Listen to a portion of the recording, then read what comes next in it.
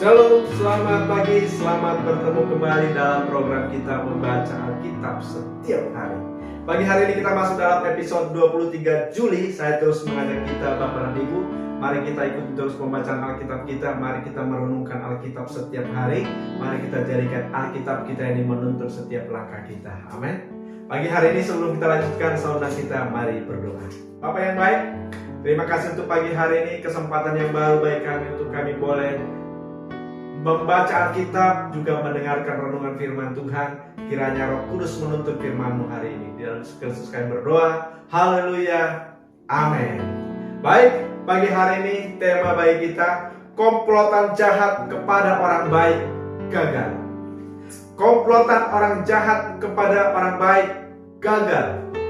Saya bacakan dari Kisah Para Rasul pasal yang ke-23 ayat 12 sampai ayat yang ke-15. Dan setelah hari siang, orang-orang Yahudi mengadakan komplotan dan bersumpah dengan mengutuk diri bahwa mereka tidak akan makan atau minum sebelum mereka membunuh Paulus. Jumlah mereka yang mengadakan komplotan itu lebih daripada 40 orang. Dan mereka pergi kepada imam-imam kepala dan tua-tua bangsa Yahudi dan berkata, kami telah bersumpah dengan mengutuk diri bahwa kami tidak akan makan atau minum sebelum kami membunuh Paulus. Karena itu hendaklah kamu bersama-sama dengan Mahkamah Agama menganjurkan kepada kepala pasukan supaya ia mengharapkan Paulus lagi kepada kamu, seolah-olah kamu hendak memeriksa perkaranya lebih teliti. Dan sementara itu kami sudah siap sedia untuk membunuh dia sebelum ia sampai kepada kamu.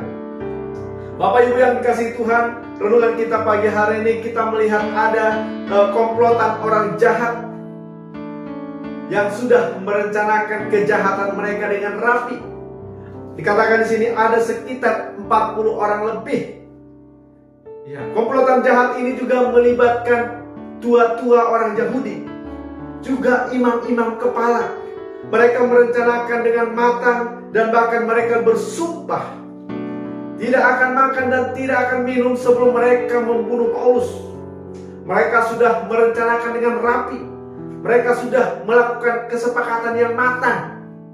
Tetapi saudaraku yang kasih Tuhan, kita melihat di sini, serapi apapun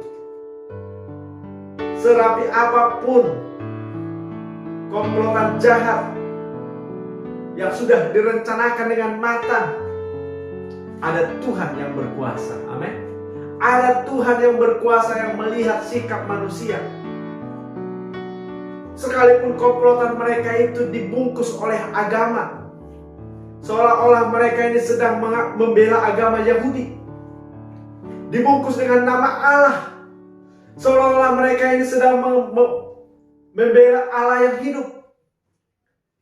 Tetapi saudaraku, di dalam kitab suci, di dalam kitab Taurat orang Yahudi sendiri, di dalam Taurat kita ini, di dalam Alkitab kita ini diajarkan, orang yang menghilangkan nyawa orang tidak dibenarkan. Alkitab tidak membenarkan. Manusia tidak punya hak untuk mencabut nyawa orang. Itu haknya Tuhan. Saudara yang kasih Tuhan, kita melihat dalam renungan kita ini, Tuhan memakai anak kecil. Kebetulan anak kecil ini masih ada hubungan darah dengan Paulus. Kalau dalam orang Batak ini dikatakan bahwa anak kecil ini panggil tulang kepada Paulus. Ya. Anak kecil ini adalah ponakannya Paulus. Anak kecil ini kebetulan ya. Tapi dalam rencana Tuhan, di dalam Tuhan tidak ada yang kebetulan. Semuanya ada dalam rencana Tuhan. Amin. Anak kecil ini mendengar komplotan ini sedang merencanakan pembicaraan mereka. Anak kecil ini memberitahukannya kepada Paulus. Akhirnya saudara, berita ini pun sampai kepada kepala prajurit. Sampai kepada kepala prajurit, akhirnya mereka bergerak cepat dan mereka menyelamatkan Paulus. Bapak Ibu yang dikasihi Tuhan, dari renungan kita pagi hari ini saya bagikan 2 poin saudara. Yang pertama saudara, tetaplah jadi orang baik. Amin. Walau orang baik itu selalu dimusuhi, walau orang baik itu musuhnya banyak, tetapi ada Tuhan yang membela kita. Amin. Ada Tuhan yang berkuasa menolong kita. Dikatakan dalam Ulangan 28 ayat yang ke-7, Tuhan akan membiarkan musuhmu yang maju berperang melawan engkau terpukul kalah olehmu. Bersatu jalan mereka akan menyerangi engkau, tetapi bertujuh jalan mereka akan lari daripadamu. Saudara yang kasih Tuhan, Allah kita Allah yang hidup. Dia pasti membela orang-orang yang baik. Maka itu saudara, tetaplah jadi orang baik. Walaupun sekeliling kita jahat, jangan kita jadi orang jahat. Amin. Yang kedua saudara, komplotan jahat itu justru dipakai Tuhan untuk kebaikan bagi Paulus. Paulus justru lebih leluasa, atau Paulus lebih cepat sampai ke Roma. Dan di Roma dia memberitakan Injil lebih leluasa. Dikatakan dalam Roma pasal yang ke-11 ayat yang ke-28, Paulus mengatakan, saudara, kita tahu sekarang bahwa Allah turut bekerja dalam segala sesuatu untuk mendatangkan kebaikan bagi mereka yang mengasihi Dia, yaitu bagi mereka yang terpanggil sesuai dengan rencana Allah. Saudara yang kasih Tuhan, dalam renungan kita pagi hari ini mengajarkan kepada kita, saudara, bahwa komplotan jahat manusia yang sudah terencana dengan rapi tidak perlu kita takut, saudara.